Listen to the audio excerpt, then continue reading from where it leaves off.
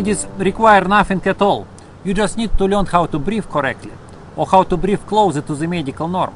What happens during coughing, we lose too much CO2, and carbon dioxide is very important for healing of our airways, for normal work of our urge to cough receptors, because when we hyperventilate, and this is exactly the case according to many medical studies for people with COPD, asthma, cystic fibrosis and other conditions, these people have reduced amount of CO2 in their airways, and that causes irritation of their urge to cough receptors.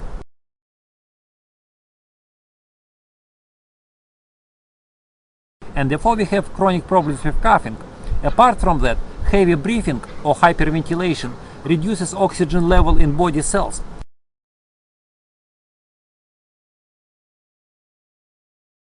And that causes suppression of the immune system, because when we develop cell hypoxia or tissue hypoxia, we start to generate free radicals in cells due to anaerobic respiration of our cells.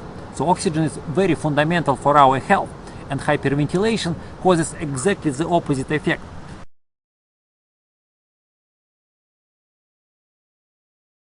Let us look at this research abstract written by doctors in relation to coughing. Study the role of cough and hyperventilation in perpetuating airway inflammation in asthma, published in Journal of Association of Physicians of India, 2000, Department of Pulmonary Medicine, SMS Medical College, Jaipur, India. Air flowing through a pipe exerts frictional stress on the walls of the pipe. Frictional stress of more than 40 newtons per square meter, velocity equivalent of air 130 meters per second, is known to cause acute endothelial damage in blood vessels. The frictional stress in airways during coughing may be much greater, however, since the velocity of air may be as high as speed of sound in air.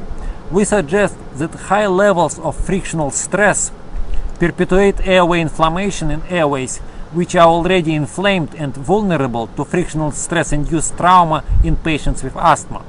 Activities associated with rapid ventilation and higher frictional stress, e.g. exercise, hyperventilation, coughing, sneezing and laughing, cause asthma to worsen. Therefore, control of cough may have anti-inflammatory benefits in patients with asthma.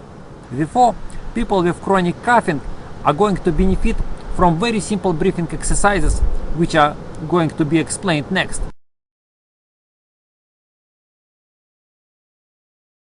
The very first step is to learn how to cough only through your nose.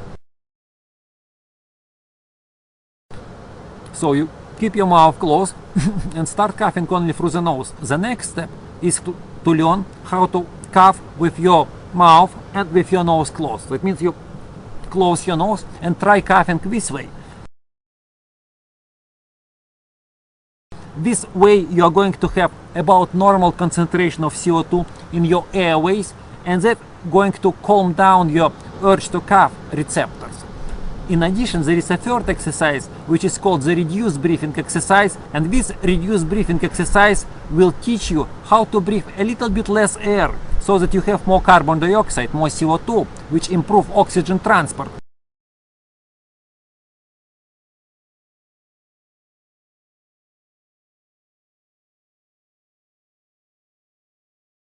When you anticipate cough or have a coughing attack, bout of coughing, find a comfortable place where you can sit with a straight spine and relax.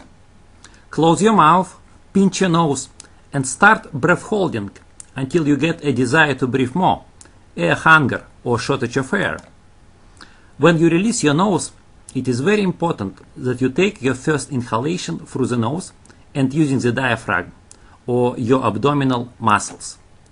But you need to make this inhalation smaller or shorter than you want or than you had before this exercise.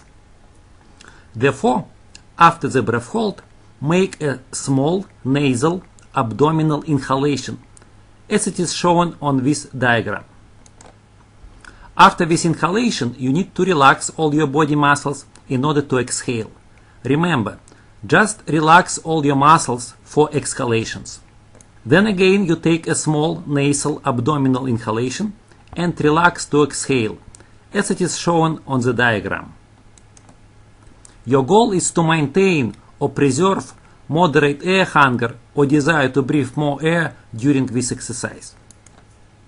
In other words, you need to gently but persistently self-suffocate yourself with little breathing. This reduced breathing results in higher CO2 levels in airways and increased oxygen levels in body cells. Structure of the exercise: 1. Breath holding, 2. Reduced breathing with air hunger and total relaxation of all body muscles. In average, about 2-3 minutes are enough to stop or alleviate coughing attacks. Warning: if you suffer from hypertension, migraines or panic attacks, avoid breath holding and accumulate air hunger very gradually. A similar exercise with its own details is very effective to stop coughing at night, during sleep, and fall asleep faster. And eventually, when you achieve about 30 seconds for the body oxygen test, you are going to eliminate inflammation in significant degree and your bouts of coughing will disappear completely.